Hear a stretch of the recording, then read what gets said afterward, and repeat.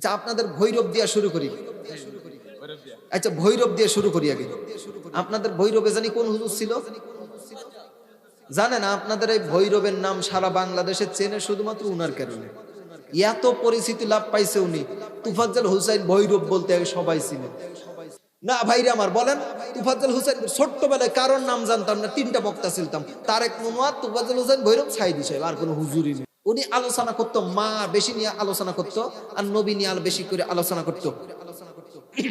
তো উনি দেখবেন মা নিয়ে যখন আলোচনা করতো ঠিক এমনি আলোচনা করতো, মা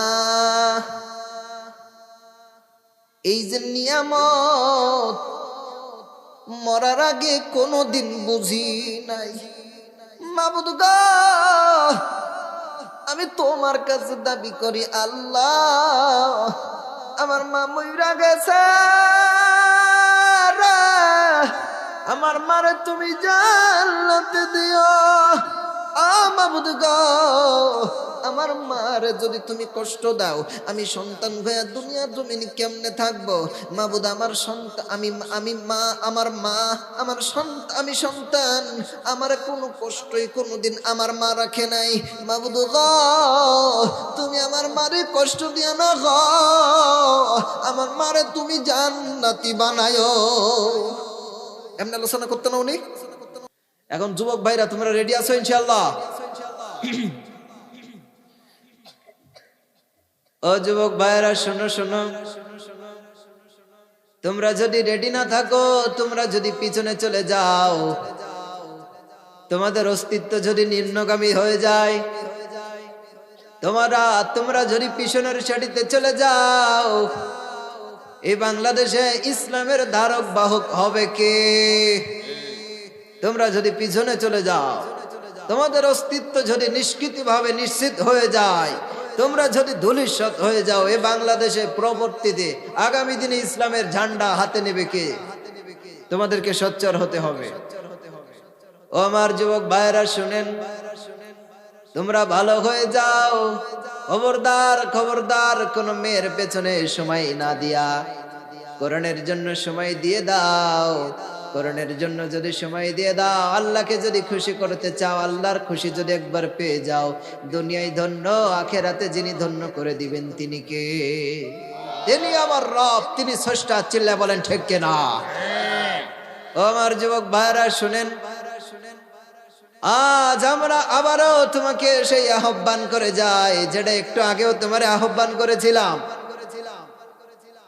তুমি মনে করেছো ভালো যদি কেউ বাসে আমার গার্লফ্রেন্ড বাসবে, খবরদার না, তোমার গার্লফ্রেন্ড তোমাকে একা ভালোবাসবে এই চিন্তা করাটাই ভুল। আজ তোমার গার্লফ্রেন্ড আছে তোমার জন্য।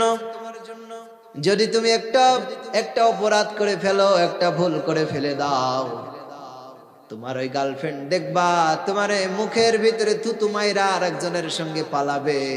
তার মানে বোঝা গেল দুনিয়ার এই প্রেম ক্ষণস্থায়ীর জন্য না, চিরস্থায়ীর জন্য না, ক্ষণস্থায়ীর জন্য। কথা বলেন ঠিক কিনা? এটা আজ আছে কালকে থাকবে না, কিন্তু একজনকে যদি ভালোবাসতে পারেন তিনি আপনাকে কখনো ভুলতে পারবে না। তিনি, চিল্লায় বলো তিনি কে? তিনি আমার রব, তিনি আমার আল্লাহ। তিনার ভালোবাসার জন্য নিজেরে উৎসর্গ করে দাও। দুনিয়ায় একটু কষ্ট হলেও জান্নাতের যিনি ব্যবস্থা করে দিবেন তিনি কে? যুবক ভাইরা রাজি আছো না নাই? অবশ্যই আমাদেরকে রাজি থাকতে হবে। সম্মানিত ভাইরা, এই ভাই কথা বলা যাবে না ভাই, আমি না ভাই, আপনি সাথে কথা বলেন, আমার তো কথা বলা যাবে না। এই ছেলেরা, তোমরা যারা ঠিক ঠিক বলছো একটু জোরে বলো, মাইকে একটু উঠুক। আর সম্মানিত ভাইরা, আপনারা যারা উঠে যাওয়ার জন্য রেডি হচ্ছেন যে টাকা পয়সা নেই, যাই উঠে যায় না, খবরদার আপনার ওঠার দরকার নেই। আপনি বসেন, অন্তত পক্ষে দোয়া করে যাবেন, পারবেন না ইনশাআল্লাহ? সম্মানিত ভাইরা, এই মসজিদ আল্লাহর ঘর। আমি জানি না কোন কারণে আপনি টাকা পয়সাগুলো বের করেন না, এটা আমার জানা নেই। আপনি কীর্পণই করছেন, এই কীর্পন আপনি কতদিন করবেন? এমন একদিন আসবে যেই দিন আজরাইল আলাইহিস সালাম ঠাস করে আপনার ধরে আপনার লাশ বানিয়ে দেবে। আমির হামজার এই সুর দিয়ে আমি কথা বলতে চাচ্ছি, লিল্লাহে তাকবীর। ভাই মোহাম্মদ জালাল উদ্দিন 5,000 টাকা দান করেছে। আমার এই মিডিয়ার ভাইরা, আমার এই কণ্ঠগুলো যারা নেটে ছাড়বে, অন্তত পক্ষে এই জালাল উদ্দিন ভাইয়ের এই 5,000 টাকায় আমির হামজার কণ্ঠে ভেসে বেড়াবে, তামাম ভেসে। এই জন্য আমি কয়েকটা নাম আপনার প্রচার করতে চাই, এখনো দেরি করার দরকার নেই।